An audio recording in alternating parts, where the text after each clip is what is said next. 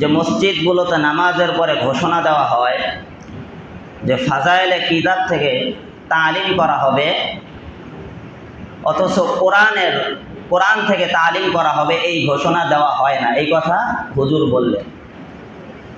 কিন্তু আমার জানা নেই যে কোনো মসজিদে নামাজের পর ফাজাইলে আমল থেকে তালিম করা হবে এই কথা বলা হয় কিনা। বরং আমার যতটুকু জানা সেটা হলো নামাজের পর বলা হয় বাকি নামাজ বাদ কিতাব থেকে তালিম করা হবে, আমরা সব ভাই বসলে অনেক ফায়দা হবে, ঠিক কিনা বলেন?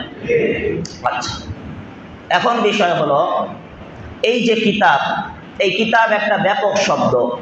কোরআনুল কারীমকেও কিতাব বলা যায়, হাদিসকেও কিতাব বলা যায়, অন্যান্য বইকেও কিতাব বলা যায়। এখন বিষয় হলো যেই ফাজাইলে আমল নামক কিতাব থেকে তালিম করা হয়, এই ফাজাইলে আমল নামক কিতাবের মধ্যে কি কোরআনের আয়াত নাই?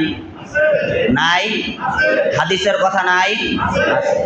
কাজেই যদিও বলা হয় কিতাবে তালিম করা হবে, এরপরেও মূলত এখানে কোরআন এবং হাদিসের আলোচনাগুলোই মূলত করা হয়, ঠিক কিনা বলেন? এক নাম্বার বিষয়। দুই নাম্বার বিষয়, হুজুর বললেন ফাজাইলে কিতাবের একটা অধ্যায় আছে, 6টা অধ্যায়ের সর্বশেষ অধ্যায় হচ্ছে হেকায়াতে সাহাবা। যে হেকায়াতে সাহাবার মধ্যে সাহাবায়ে কেরাম যুদ্ধের ময়দানে ইসলামের জন্য শাহাদাত বরণ করেছেন, এই ঘটনাগুলি সেখানে উল্লেখ আছেন। হ্যাঁ, আছে। তো হুজুর বললেন যে এই ঘটনাগুলি তালিম করা হয়, কিন্তু যারা তালিম করে এরা এই কাজগুলি বাস্তবে পরিণত করে না, এটা হচ্ছে হুজুর বললেন।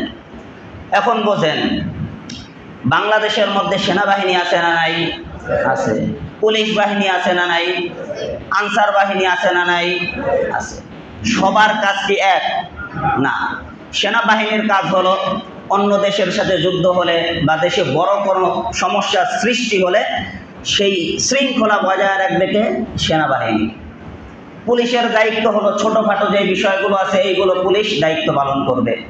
আনসারের দায়িত্ব হলো বড় বড় যেই জায়গাগুলো আছে এইগুলো তারা পাহারা দিবে। আচ্ছা, এখন আনসার বাহিনী এই পাহারার দায়িত্ব পালন করলো, কিন্তু বাহিরের দেশের সাথে যুদ্ধ করলো না, এই কারণে কি আপনি আনসার বাহিনীকে বলতে পারবেন এরা দেশের কাজ করে নাই, এরা এদের দায়িত্ব পালন করে নাই, এই অপবাদ তাদের দিতে পারবেন না? পুলিশ বাহিনী বাহিরের দেশের সাথে যুদ্ধ করে নাই, এই কারণে কি পুলিশ বাহিনীকে আপনি বলতে পারবেন তারা তার রাষ্ট্রের দায়িত্ব পালন করে নাই? সেনাবাহিনী কোনো ভবন পাহারা দেয় নাই, বাহিরের দেশের সাথে যুদ্ধ করছে, এই কারণে কি বলতে পারবেন সেনাবাহিনী তার রাষ্ট্রের দায়িত্ব পালন করে নাই? কথা বুঝতেছেন আমার? বরং সবাই রাষ্ট্রের দায়িত্ব পালন করতেছে, কিন্তু সবার দায়িত্বর সেক্টর কি আছে? ভিন্ন ভিন্ন আছে। অনুরূপভাবে আমরা যদি আল্লাহর হাবিব সাল্লাল্লাহু আলাইহি ওয়াসাল্লামের 63 বছর জিন্দেগির দিকে লক্ষ্য করি, প্রথম 40 বছর জিন্দেগিতে তার নবুয়াতের বিষয়টা প্রকাশিত হয় নাই। এরপরে যখন নবুয়াতের বিষয়টা প্রকাশিত হয়, 13 বছর মক্কার জীবনে তিনি একটা যুদ্ধ বিগ্রহ করেন নাই, বরং আল্লাহর পাক রব্বুল আলামিন কুরআনুল কারীমের মধ্যে বলেছেন উদউ ইলা সাবিলি রাব্বিকা বিল হিকমাতি ওয়াল মাউইযা, যে হিকমতের সাথে ওয়াজের মাধ্যমে তোমরা মানুষকে আল্লাহর পথে ডাকো। আল্লাহর হাবিব এই 13 বছর এই ওয়াজের মাধ্যমে মানুষকে আল্লাহর পথে ডেকেছেন। পরবর্তী মদিনার 10 বছরে তিনি যুদ্ধ বিগ্রহের মাধ্যমে এই ইসলামের দাওয়াত কোনো মানুষের কাছে পৌঁছায় দিয়েছেন। কাজেই ওয়াজের মাধ্যমে হিকমতের মাধ্যমে কাজ করা যেমনি ভাবে নবীর কাজ, আল্লাহর হুকুম পালন করা, ঠিক তেমনি ভাবে যুদ্ধের মাধ্যমে কাফেরদের সাথে মোকাবেলা করা, এটাও নবীর কাজ এবং আল্লাহর হুকুমের কাজ, ঠিক কিনা বলেন?